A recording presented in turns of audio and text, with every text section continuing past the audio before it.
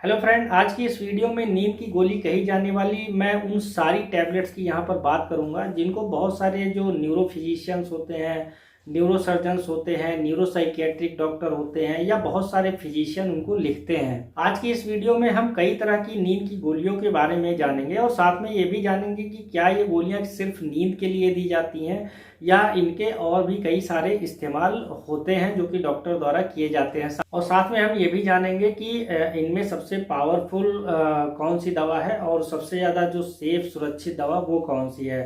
Friends, video में आगे बढ़ने से पहले आपसे एक रिक्वेस्ट है कि चैनल पर पहली बार आए हैं, चैनल को सब्सक्राइब करना ना भूलें। वीडियो अगर आपको पसंद आती है, यूज़फुल लगती है तो आप इसको दूसरों के साथ में शेयर करना बिल्कुल ना भूलें। चलिए शुरू करते हैं।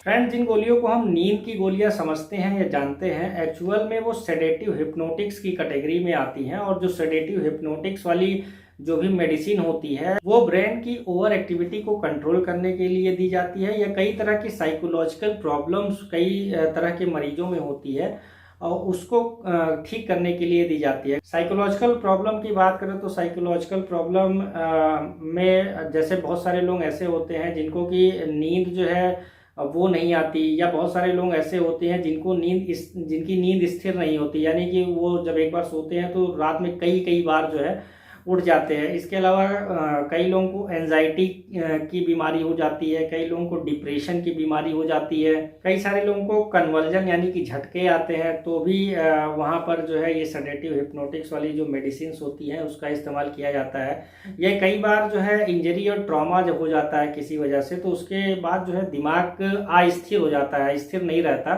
तो ऐसे केस में भी जो ये सेडेटिव हिप्नोटिक्स वाली मेडिसिन है वो दी जाती है। तो ये जो सारी प्रॉब्लम मैंने बताई ये दिमाग से जुड़ी प्रॉब्लम्स होती हैं और यहाँ पर भी इन सेडेटिव हिप्नोटिक्स मेडिसिन का इस्तेमाल किया जाता है। अब सेडेटिव हिप्नोटिक्स जो मेडिसिन होती है उनके क्लासिफिकेशन की बात करें तो सेडेटिव हिप्नोटिक्स जो मेडिसिन होती है उनको 4 कैटेगरी में बांटा गया है।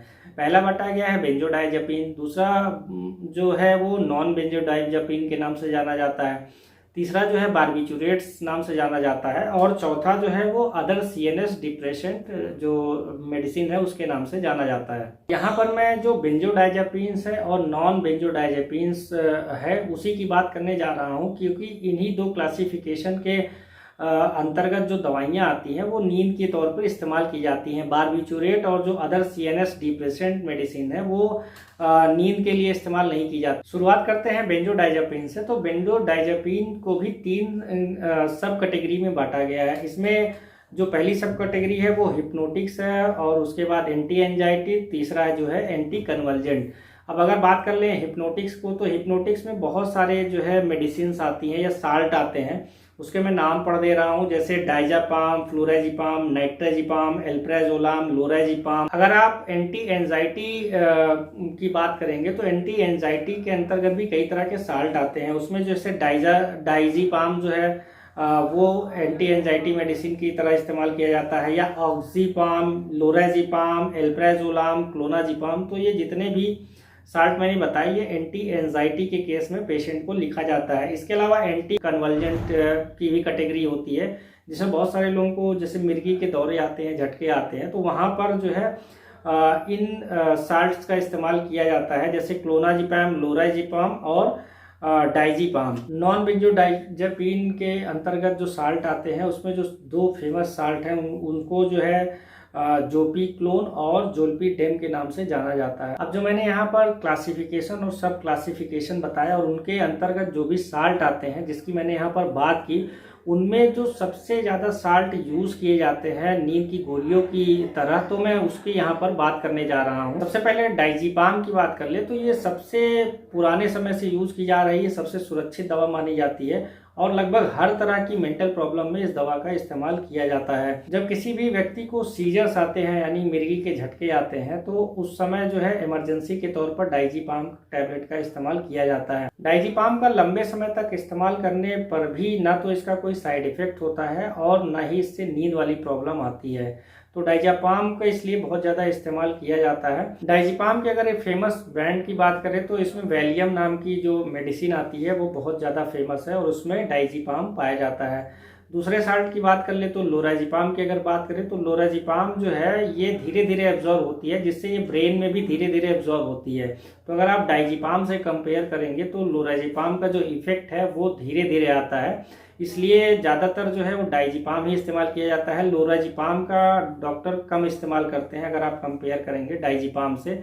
एटिवान नाम की एक बहुत ही ज़्यादा फेमस मेडिसिन है जिसमें लोराज़ेपाम पाया जाता है, या आपको लोराज़ेपाम साल्ट वाली बहुत सारी मेडिसिन मार्केट में मिल जाएंगी। अब तीसरा जो फेमस साल्ट की बात करें जो अल्प्राज़ोलाम के नाम से आता है, तो अल्प्राज़ोलाम तो बहुत ही ज़्यादा फेमस है और इसका लोग मिसयूज़ भी बहुत ज़्यादा करते हैं। अल्प्राज़ोलाम जनरली एंजाइटी का अगर केस होता है या डिप्रेशन का केस होता है, वहाँ पर डॉक्टर जो है पेशेंट को लिखता है। इसको देने के बाद लगभग 12 घंटे तक व्यक्ति को नींद आती है और ये बहुत ज़्यादा फेमस है। और इसके अगर फेमस ब्रांड की बात करें तो अल्प्रेक्स नाम की एक मेडिसिन आती है जो बहुत ज़्यादा फेमस है।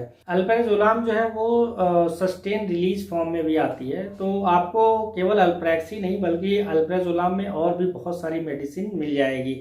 अब बात कर लेते हैं क्लोनाज़ेपाम, तो ये भी बहुत ही ज़्यादा फेमस है अल्प्राज़ोलाम की तरह। और क्लोनाज़ेपाम में बहुत ज़्यादा फेमस ब्रांड की बात करें तो रिवोट्रिल है, क्रोनोट्रिल है, लोनाजेप है। इनका भी मिसयूज़ लोग करते हैं, पर इसका मिसयूज़ नहीं करना चाहिए। बिना डॉक्टर की सलाह के आप इन गोलियों का इस्तेमाल बिल्कुल मत करें। और जो ये क्लोनाज़ेपाम वाली मेडिसिन्स होती हैं ये बेसिकली एंटी कन्वर्जन की तरह इस्तेमाल की जाती है। तो जिन लोगों को दौरे पड़ते हैं तो उन लोगों को क्लोनाज़ेपाम वाली गोलियां दी जाती है। उसको लेने के बाद 24 घंटे लगभग नींद आती है और इन गोलियों का इस्तेमाल लंबे समय तक किया जाता है। बात कर लेते हैं फ्लोराज़ेपाम की, तो फ्लोराज़ेपाम ही एक ऐसी मेडिसिन है जो एक्चुअल में नींद आने के लिए दी जाती है। और फ्लोराज़ेपाम जो टैबलेट होती है ये जिन लोगों को रात में कई बार नींद खुल जाती है, उनको बार बार पेशाब आती है, नींद सही से नहीं आती, तो उनकी नींद सही से आए इसके लिए इन गोलियों का इस्तेमाल उस पेशेंट पर 3 से लेकर लगभग 5 दिन तक किया जाता है, जिससे फिर उनको उनकी जो समस्या होती है नींद बार बार टूट जाने वाली वो खत्म हो जाती है। फ्लोराज़ेपाम की अगर एग्जाम्पल की बात कर ले तो इसमें दो जो है वो बहुत फेमस ब्रांड है, एक है जोनिया और दूसरा है फ्लोराज। अब बात कर लेते हैं ट्राज़ोलाम की, तो ट्राज़ोलाम जो है ये फास्ट एक्टिंग ड्रग है और ये 1 घंटे में पूरी तरह से एब्जॉर्ब हो जाती है। ट्राज़ोलाम का इस्तेमाल कम समय के लिए अगर किसी को नींद लाना है उसके लिए इसका इस्तेमाल किया जाता है। अब बात कर लेते हैं ज़ोलपीडेम, तो ज़ोलपीडेम एक ऐसा साल्ट है जिसको देने के बाद जो है तुरंत नींद आ जाती है। और जिन लोगों को अभी नींद की समस्या स्टार्ट हुई है उन लोगों को जनरली ये दवा दी जाती है और इस दवा का इस्तेमाल 5-7 दिन करने के बाद फिर बंद कर दिया जाता है। ज़ोलपीडेम की अगर एक फेमस ब्रांड की बात करें तो ज़ोलफ्रेश नाम की एक मेडिसिन आती है जो बहुत ही ज़्यादा फेमस है और डॉक्टरों द्वारा बहुत ज़्यादा इस्तेमाल की जाती है। एक चीज़ का आप ध्यान रखिए, जितनी मैंने मेडिसिन बताई है ये केवल डॉक्टर के प्रिस्क्रिप्शन पे ही दी जाने वाली मेडिसिन है, क्योंकि ये जितनी भी मेडिसिन होती है इनका डोज और ड्यूरेशन ये डॉक्टर द्वारा निर्धारित किया जाता है। और अगर आप इसका इस्तेमाल खुद से और लंबे समय तक करते हैं तो हो सकता हो इससे आपकी जान तक चली जाए। तो इस चीज़ का आप ध्यान जरूर रखें। आशा करता हूँ आपको मेरी ये वीडियो पसंद आई होगी। आपका बहुत बहुत धन्यवाद।